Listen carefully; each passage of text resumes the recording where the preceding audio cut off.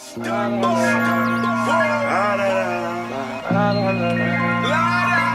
got a question, right? How much is what's happening to all of us the result of accumulation of what America is itself? You know what I'm saying? Like when it comes to like Obama passing the rules for homosexuals to be able to get married and all of these new things happening, and how much does that really affect us on the ground level when they pass certain laws and now you see us, like you said, it's like the decline of society. You see Sodom and Gomorrah and all of these things, and now legally you wrong if you do what's wrong, or if you accuse what's wrong, or you know what I'm saying. If I stand against something that is really wrong, it doesn't matter, but now we can legally make it right. Like tomorrow if they say legally pedophilia is legal, and Herman Smalls, you want to say something about it? If you say something about it, we'll put you in jail. So how much of that is the reason why we, even black people, white, it doesn't matter, like, because we're all affected within what's happening. How does that create to the mentality of where we're all at now? We're a lawless society where we don't give a F. We talk about people's families or whatever. We just losing all types of integrity. You know what I'm saying? How much does that show where we're at here in America? How much that affects us on an everyday? Even if you are a conscious, positive brother, you still got your little things here and there. I gotta go get my McDonald's and my little chips, and you know what I mean? Even if you're not thinking about it on that level, but it's still affecting you. I gotta walk down the block and see two dudes holding hands, kissing, and with my kid, holding my kid, like, and this has to be a natural thing for me. Now, how much is that affecting us? You know what I'm saying? Just being here in the country. yeah, of course, our exist. I mean, what language are we speaking right now? You know, what kind of clothing do we wear? I mean, you know, we think in our precious language. You know, what is our native tongue? I mean. I get the plug, hit my niggas off, pop a pistol. I mean, all of Malcolm broke all this stuff down. That's why he was so dynamic and drew such a following. He like, wow, now that makes sense. Why I'm feeling the way I feel in this society that I'm supposed to be a citizen of. So yeah, this is it's going to like trying to be sane in a madhouse. And the thing is, the madder you act, the more sane you look, because now you fit in. You inside the right house. But if you stay true to yourself, you're gonna always not fit in. That's why you know that the brothers, like especially here in Harlem, like vendors. Vendors are a very interesting group. When my schedule is light, I go to 125th, and I'll just, because I've gotten to know a lot of the brothers out there. A lot of them have made that choice because that structural environment of that office place, or those rules related to working in a larger European society, worked against and graded against something that was important to them. They needed a level of independence and expression of themselves as men that wasn't supported in those environments that they could have financially sustained themselves. So what was the choice? I can't work in this because my spirit is dying in this place. I'm gonna get to let me use my wit, and that was, I think I said in the other boat, that's where our first hustlers came. Brothers who made a way out of no way. Not drugs. It was buying something downtown for $2 and coming uptown selling it for $5. That was cleaning cars better than anybody, shining shoes better than anybody. Sisters with the hair. That's when they bought the hairstyles and the beauty parlors. It was people using their skills to make a way instead of going into a larger society that was demonstrating their hatred for us every moment we existed here. So this environment is always going to shape, mold for better or worse. Unfortunately, in most cases for us, it's for worse. This is a white supremacy. It's not designed to lift us. If it's white supremacy, anything opposed to white is going to try to, you wrong, you bad, you this. And even though all the sciences have been stolen from us, we gave them everything, but we are cast as less than. Because even outside of America, it seems like a lot of these things that we practice here is still very shunned and looked down at, like, yo, America is a little twisted, you know what I'm saying? Like, you can't go to other countries and just do some of the things you do out here. But now we see, the strong arm is being put on all these other third world countries or these other places where they have to accept the rule of the West. You know what I'm saying? What does it say to where the world is going? You know what I'm saying? When everybody has to be like America. Yeah, it's going. It's kind of been that way a minute now. It's international gangsterism, man. What they did in Libya, man, that's straight up bum Russian folk, man, to get their resources. You know, Iraq, and they side-eyeing Iran. You know, it's not because they need democracy. No, they ain't got nothing to do with it.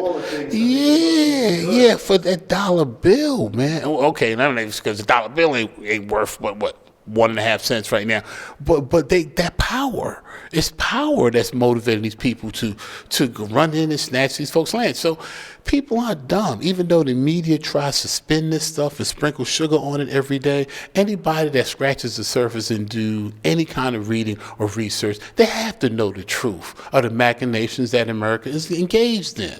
And if you don't want to know and just sort of think, yeah, we're there, they hate our cable, that's why they, if you want to stay on that level where you're not going to really try to understand international politics, so you can be active about either changing the direction your government is going in or confronting it in some way. If tyranny is law, revolution is order. Those two go hand in hand. But that's the speech that is never going to be said in the media. That's why, formats like this, Kia Life Productions, Baba TV, Anytime Fire, Black News 102, these are the venues we try to hold on and give positive energy. That's why when we're so distracted by so many internal battles, it takes our energy away from doing the real fight that we got to do right now, this time in history. Just to kind of go off on a little side note real quick, I remember really going to some of these events, these debates and things like that, and to see how much people would come just to hear intellectual debate or guys going back and forth. I feel like I haven't been seeing that as much anymore and everything like that. But where can we go to find more things where black people are coming together to get these type of information? Because I know there's still a lot of people out there that are still doing the work and still moving. And, there's a lot of people that want to support these movements and things like that. Where are the hubs? Where are the places? You know what I'm saying? How do we get in contact? How do the young people who's into this, how do they be involved physically, get themselves out there, put boots on the ground? How do they do that? You know what I'm saying? Is there any outlets for things like that left? That's an excellent question, and if there is, if you're fortunate enough to find one, I think I'd like to give another piece of advice that I think should be looked at. Online or social media, all this stuff is great, but make sure you have your offline network going. Also, make sure you have people's phone numbers that's really in your circle. Make sure you have a way of reaching them outside of the internet, because if that's going to be either severely modified or yanked, and that's all your interactions were with the people that are important or close to you, not especially new folks. Many of you have met some really strong, powerful connections via internet, but you never have transferred that into any kind of direct, real-life contact. Because if the circumstances and situations shift and change, you're going to need a real-life contact. If a region of this country gets really intense, what do y'all think the migration from the South was? Our folks was migrating away from terrorism. The Klanism. You coming home from school, you seeing someone from your neighborhood hanging from a tree. This was mental torment. So we was just coming north, they was coming because one, to leave that brutality and for economic advancement. My family was a part of that migration. And violence is another thing. With these refugees, where do you think 100,000 refugees come from? People that's getting shot, going to the grocery store. No one's gonna live like that. So they're gonna pack everything they got and get out of there. So you got droves of people, some with cars, some without. So this is never a condition or a circumstance that's ideal, but you have to know how to function under all conditions and keep moving your people forward. No,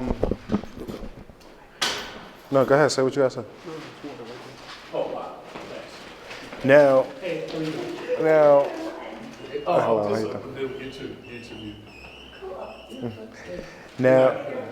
Now, what you were speaking on was very interesting, and just looking at it from that angle, a lot of the young kids, even my perspective, all of these things sound, I mean, it's real. But when you look at America, the way we live, we feel good. We feel protected. We feel safe. We don't feel like that's going. I mean, of course, cops kill brothers here and there. Things happen, but for the most part, we don't see it getting crazy like that. We don't, it may look like, things are happening, but, Korea, it becomes like the Cold War era in a sense. Like, yeah, you feel the tension might happen, but we don't really think anything is going to happen.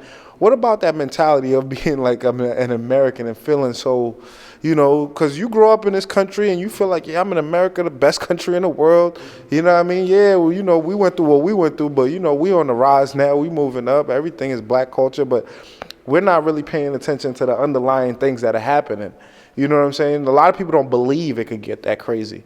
I want you to speak on that, like people not really knowing that it can actually get that crazy. Like you said, genocide is a real thing, but we don't think that can happen here now in our generation. I mean, we have short memories, man. No, real short memories, and media plays on that. But if there is no picture perfect case for us to look at, we ain't got to go no further than Katrina, New Orleans, to understand what the social dynamics and how quick that is flipped.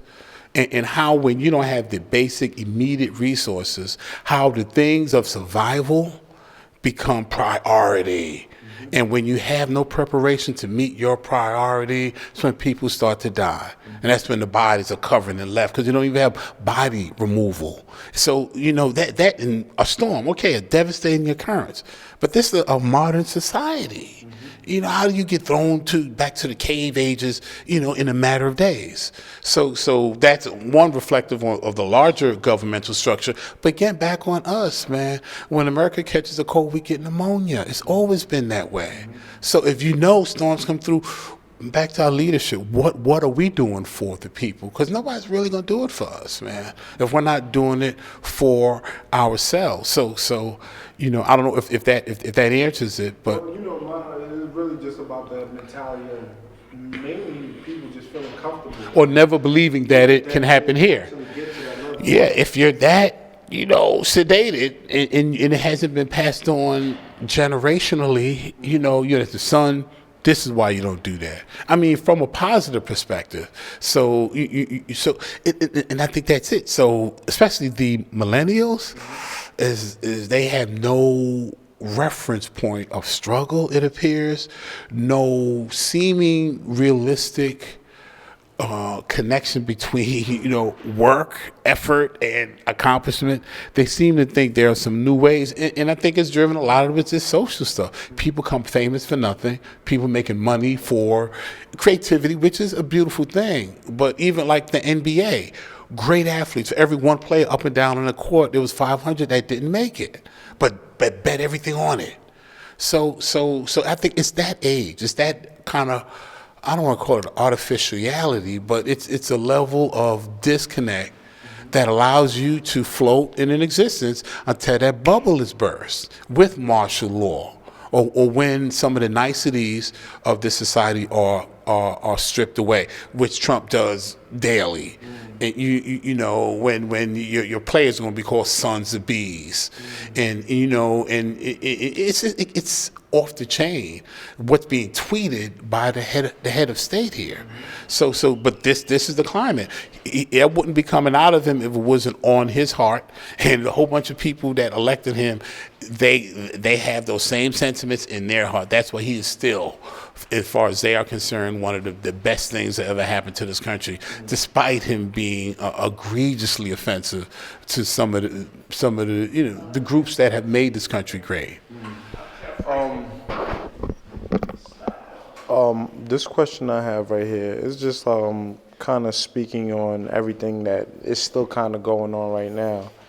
A lot of the people who's probably going through a lot of these things, they don't, they might look at it, especially when it comes to the conscious community, like, you guys are always talking about the worst things that could happen and, everything like that. Through all of this, is there a silver lining where maybe, it's not as crazy, or it might not get as crazy as we think? Or is it to the point where it's too many signs that are pointing to, like, you guys got to prepare yourselves for anything that can happen in this country? Or is it to the point where, like, hey, you know what? 9/11 happened, and that was one thing, but let's not expect that to be the norm, or what I mean? Is there a level where, because some people might be like, man, you trying to scare me, man, into feeling like this is gonna happen. Everything should be good, everything's gonna be all right, because we have a lot of that mentality, that nonchalant, that everything gonna be good later on. You know what I'm saying? So what's your thoughts on just that mentality? Is that a dangerous mentality? Is that good mentality? That's a good mentality to have, to hope for, to wish for. I mean, it's like the old saying goes, hope for the best, but you prepare for the worst. I was thinking, oh man, it's going to be good. We're going to, yeah. That can be your daily vision, kind of. But what do you prepare? But what do you prepare for? Whether it's reality or not, you can live in fantasy, but do you prepare for reality? Now, if you live in fantasy and you got a fantasistical preparation, then no, you could be fantasizing, but then you building that bunker up in this piece. Yeah, live and prepare reality and hope for the best. I try to always, especially new encounters, I try to bring a clear sheet. That slate is not going to have anything on it. When we encounter each other, we write on each other's slate. This is who I am. This is me. I'm honest. I'm on time. I'm honorable. I like sports. We're constantly writing on each other. So if we can just get back to that place where we're building and reinforcing the positive again and get past some of the stuff that's going on that just keeps us going at each other. Now I want to bring it back, all the way back to the beginning, man. Dr. Umar Johnson is going to be in Philadelphia. You know what I'm saying? He's not really asking for support, but he's saying if it's in your heart to be there, to support, you know what I mean, to be there. What do you think is the outcome of the situation, and are you going to be there to support what Dr. Umar Johnson is doing, with the case and everything? Yes, I would like to be there firsthand as more support, and just to be there to support a brother who I think is still worthy of that support. As I said in the upload I did with Brother Sonetta, if there's a situation where there's a disconnect between a leader and a leader's vision, we have to come up with a better way of expressing that, sharing that disconnect, like, hey, you're losing us a bit here. Connect us again with what you need from us to continue to bring that vision you have that will benefit us. Because this wasn't a vision for him to build a castle so he can live. No, it was a vision for him to build a school for our community, giving our boys things that they ain't getting nowhere else in this educational system, preparing them to compete for black people, by black, against everybody else competing against everybody else. And practicing. Yes.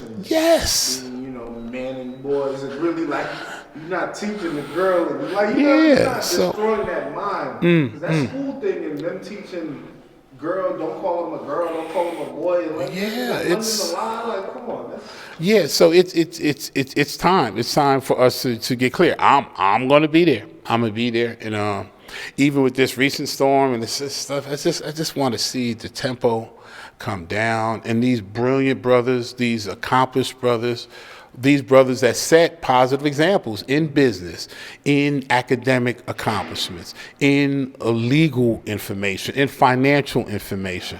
We're almost spoiled to have so many, accomplished brothers at our disposal. But I think the at our disposal part, that kind of immediacy that YouTube gives, it's so, because I really think, man, if there was like a hour must wait time frame, 90% of this really heated kind of stuff wouldn't even get up. Because you had a chance. Well, I can't get it. You put it down, get up. By the time you come back from a walk, by the time you come finish taking out the garbage, trying to kill that out, by the time you sit down, like, what was that I wanted to get at this brother again?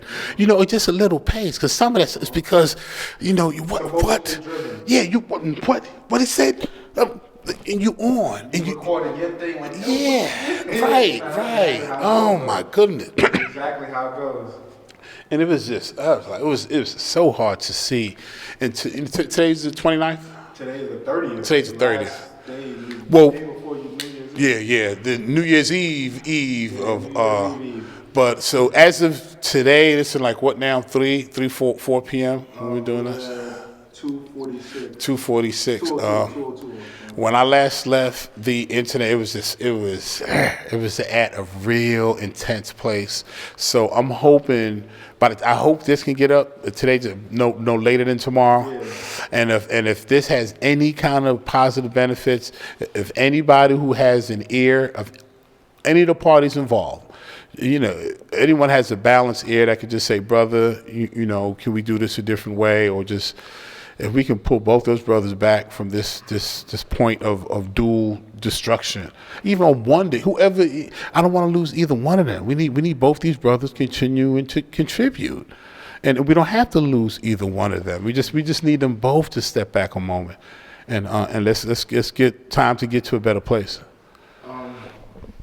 Last question I wanted is, how do we create this format where we could have all of these guys, whether they're cool or not, but at least, because you don't always have to, we got a bigger enemy. So the enemy, my enemy is my friend type of situation. If I don't like you, Herman Smalls, and I'm like, but shit, he trying to kill us both. You know what I'm saying? How do we put our sides, our differences to actually attack him? You know what I'm saying? Because it's like, it seems like, me and you fighting, we ain't he just over here. He looking at us like, all right, now y'all both weak, and I could just destroy both of you. So how do we even put our differences aside and, like, even if it's been ugly in the past, like you said, and move forward? And I mean, with everybody who's here who has a platform, from Young Pharaoh to Polite to all of these dudes that we've looked at as leaders at one time, or, how do we see them come back together 360 and just, like, really, like, come back to where the situation is about uplifting and getting us to that next level? Because we know, the system is at work against everybody. Like you said, it's trolls. It's all these things that are happening online and people creating these narratives. If we're not speaking to each other, somebody could say something I said about you. And like you said, you could make a video and I'm waking up like, whoa, Brother Smalls could have called me. He got my number. Like, you know what I'm saying? So how do we move forward with this situation? 2018. Yeah. Well, restore the order. Yeah. For 2018, if we can have, I'm going to say it as corny as unity, because matter of fact, it's so interesting, because I think we came into 2017 with unity as what we was calling for, but I'm telling you, I feel like, for that climate of 16 to now, it kind of wasn't it was a little crazy at that time. So I felt it was bananas. But now, right at the end, it's the wheels are coming off. So if anything, I want us to exercise and execute more patience, more patience, and just taking a moment. I know we're in this real microwave instant response, who's first, and boom, and everybody's just racing. But, some of that stuff, slow it down. Again, the ages that are involved are kind of interesting, because I believe our good brother Dr. Umar and brother Nasheed around 40, I think, right? They're both at that 40 age. I believe Dr. Boyce Watkins is in his early 50s. Sonetta is in his early 50s. I'm in my early 50s. So I think we may have a slightly different perspective. That's why I was so interested in getting your perspective, at 30. And I think these different points, you've seen things a certain way. You came up with a certain relationship with the social media that it was a very important part of some very formative years for you already. So that's why I wanted to hit. This is what got me doing what I'm doing now. Excellent. So look how motivating that was. Look how inspiring that was. So that's how powerful this thing is. And for these brothers who have grown to be some of our biggest personalities in it. And you can't deny that Brother Nasheed is that. And Dr. Boyce Watkins is that. Dr. Umar Johnson, they are that. So none of them can be denied. Let's just have an environment where we can just get back to healing, guys, because we got to heal and get all hands on deck for 2018. If that's in your heart and that's in your spirit, you got to express it. Sometimes folks that have that in their heart and have that in their spirit, they also have a very humble spirit. So they're not out, just tackling people to the ground to give them a hug. But step up a little. Some folks call them light workers. And if you're a light worker in this time, you got to be more expressive with it, because there's pain and there's some healing that only light workers that work with spirits and know how to just lift energies and inspire people can can help us through this time without doing more unnecessary because we're going to get through it. We don't have an option. And I was just thinking, and I want to close on this. A lot of this is not new. W.e.b. Du Bois, who was a resident here, and the Honorable Marcus Garvey, they went at it, and it got public sometimes. And there was some slights made about the Honorable Marcus Mosiah Garvey because of his complexion, because of his height. He was about 5'7", 5'6". Stout. He was a stout, shorter man, and they made very disparaging remarks that got into certain columns. Well, I mean, his brilliance was 6'7", but so that's not new now. Go to more recent history, Malcolm X, and Malcolm with that handkerchief. Hey, I think he even called Dr. King Uncle Tom on one of these. So folks, let's not act like our top names and personalities haven't gone at each other. They have, and very, yeah. So my point is, we did survive. Is it ever good for us? Never. Does it ever? Is it something we hope for? Never. Yes, I only mention that to let y'all know this is survivable, guys. This is survivable.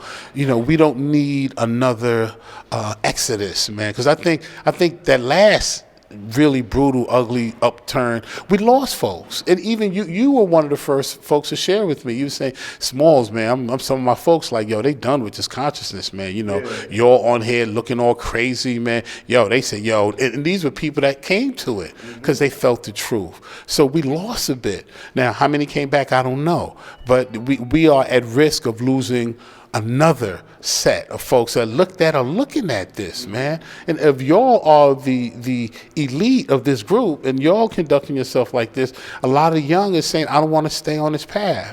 And they need us. And just like we need our elders above us. So for whatever, I'm glad I still got a little tiny miniature voice up in it. I would hate to be at with these followings and with all of that.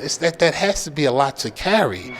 But if these words reach any of the parties that I spoke of, I send them in love. I don't send them in any attack. I'm not trying to, I don't flow like that. And whatever comes at me, I will humbly defend and silently leave it at that. I'm not going to do my work like this. But my number, I gave my email already. hermanspecializedfitness@gmail.com. hermanspecializedfitness@gmail.com. And you can reach out to me there. I would have no problem with corresponding with anyone who's interested in helping this climate get better and move us to a positive place. But knowledge of God, any point you want to close on? Or no, I just want to say thank you again, for your time as always, and continue to build. Excellent. Thank you. And once again, Kia Life Productions, another great opportunity to work with Knowledge of God.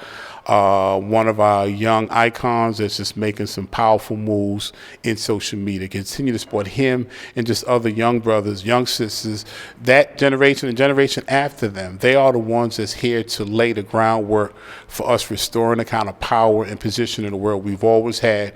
We're on the come up. We just got to keep pushing. Peace.